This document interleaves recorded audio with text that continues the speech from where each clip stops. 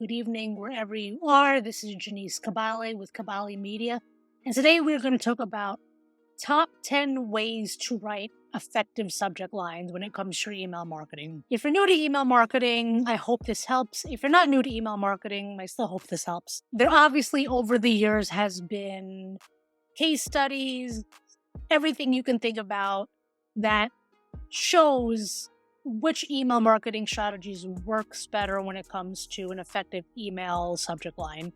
You've heard everything from short email subject lines to longer ones, but know this, 50% of people open their email on their device, whether that's their iPhone or Android or iPad. They're more likely to be opening their email that way, whether they're commuting or they just got to their desk. The majority of reading emails is done on their mobile. So take that into consideration always when you're crafting your email subject lines. When it comes to email subject lines, you want to try to keep it short and sweet. Sites like Morning Brew, their subject lines is literally coffee cup and maybe one or two words.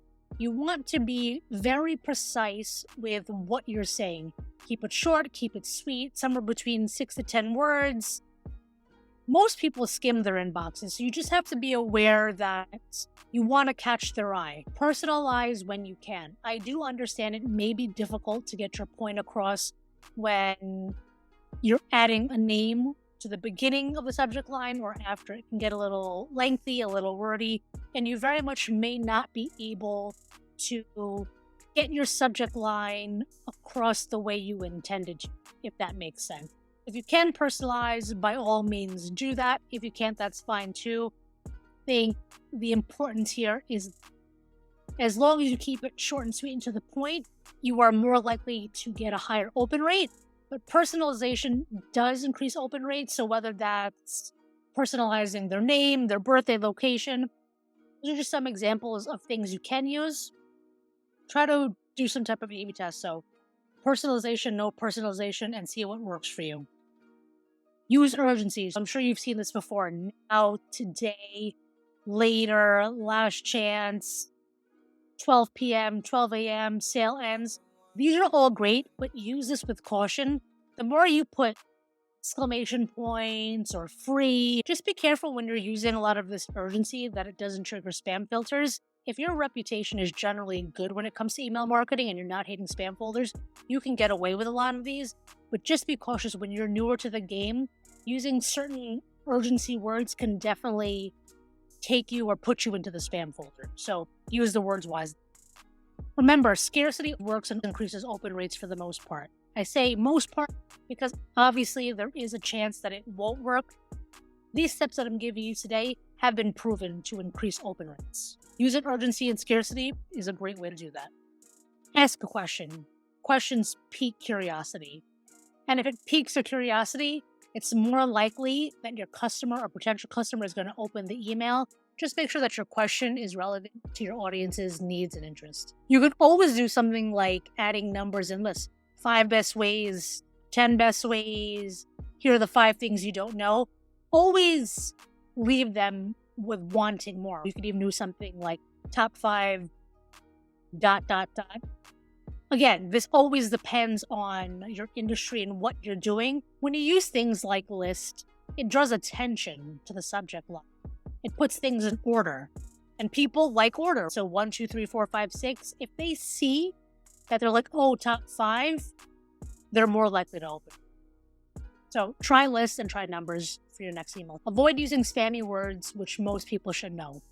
Free, buy it now, guaranteed. Those are some of the worst words you can use in an email subject line. I get it. You're having a sale. You're trying to get that point across. Now, those are great for CTAs, but try not to use this in your subject line. You're more likely to hit the spam folder if you use anything like that. Just be cautious. Maybe use something like complimentary or 14-day trial. Try to avoid anything that's so spammy that you're likely to end up in the spam folder or the junk folder. Remember, words like this can turn off the customer, so try to keep the language very natural and don't overpromise. Offer value. Clearly state what the email is about, so whether it be points, discounts, blogs, or anything that's really beneficial to them, they are more likely to open the email.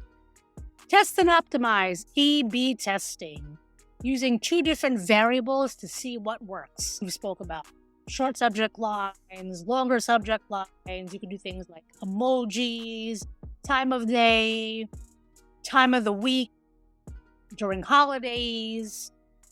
Keep in mind that you're going to have to analyze these results after the test is done. Test it against another variable and then see which works out best for you and your audience. Be super clear and super clever. You want to stand out from the rest. Everybody does email marketing. I do email marketing. You probably do email marketing. Your mother probably does email marketing.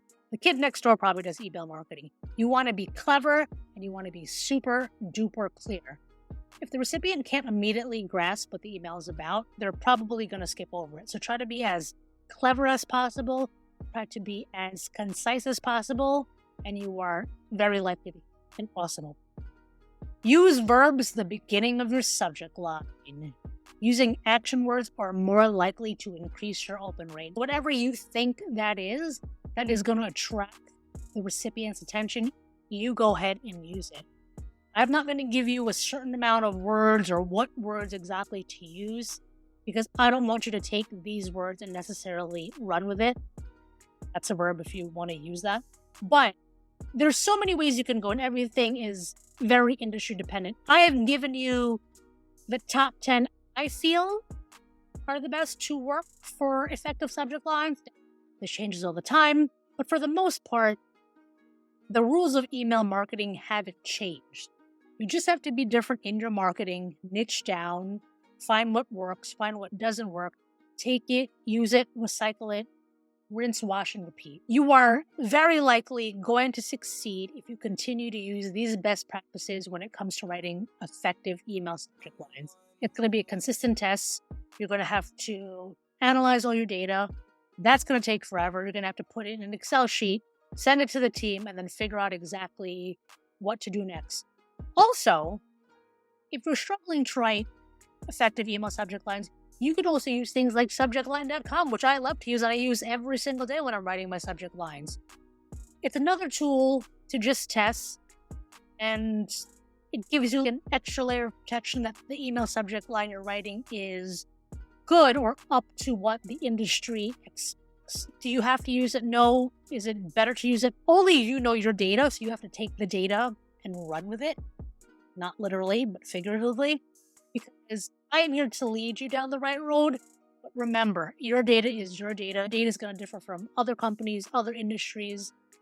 The more testing you do, the more effective your email campaigns will be. And if you have any questions, please drop them in the comments down below. Put my email address down here and in the comments.